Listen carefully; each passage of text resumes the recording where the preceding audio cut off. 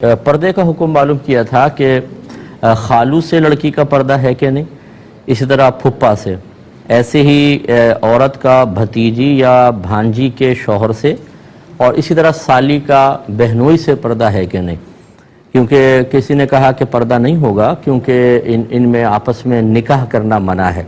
फुप्पा से तो मतलब सगा चचा होता तो अलग बात थी, लेकिन फुप्पा है, खालू है, खाला आज फौत हो जाए तो निकाह हो सकता है। तो क्या हुक्म शरा होगा?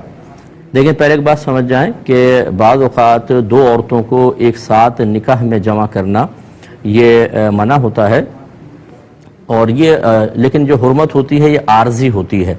जैसे यही खाला खालू का मसला है, खाला फौत हो तो फिर खालू से निकाह हो सकता है, इसी तरह फूफी फौत हो जाए तो फूफा से निकाह हो सकता है।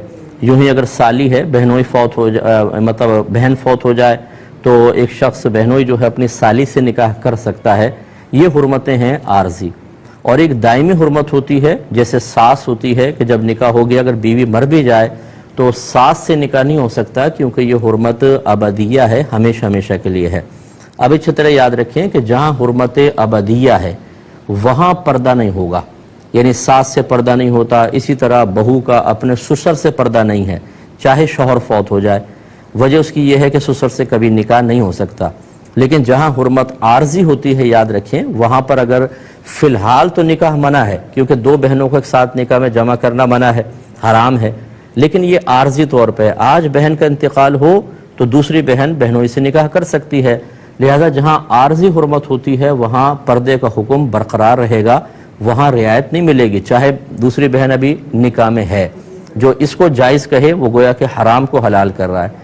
नबी करीम सल्लल्लाहु अलैहि वसल्लम ने इरशाद फरमाया कि कोई भी औरत मर्द के साथ तन्हाई इख्तियार ना करे।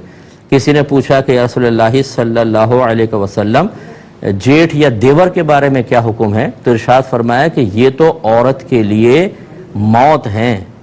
हमवुन के अल्फाज हैं। हमवुन कहते हैं जो शौहर की तरफ से मर्द रिश्तेदार बनते हैं, तो ये देवर या जेठ, तो ये तो सरकार ने फरमाया मौत हैं। अगर इनसे हुर्मत का रिश्ता होता, अगर ये महरम होते, तो आप खुद सोचिए कि जिस तरीके से साली बहनोई के लिए, इसी तरह बहनोई का भाई का मसला भी होता। तो खुलासे कलाम ये है कि या बहनोई के साथ तन्हाई जायज़ होती। तो नबी करीम सल्लल्लाहु अलैहि वसल्लम ने ये रिश्ते जो मना फरमा हैं, ये इसी की बुनियाद यही है कि आपस में एक दूसरे के साथ, चूँकि दायमी तौर पे हुर्मत नहीं है, तो बहरहाल ये रिश्ता कायम नहीं हो सकता है। इसमें एहतियात करनी चाहिए और पर्दा ही करना होगा। इस तरह मुमानी के साथ पर्दा होता है, क्योंकि आज अगर मामू फौत हों तो मुमानी के साथ निकाह शरन जायज़ है, तो पर्दा करना होगा।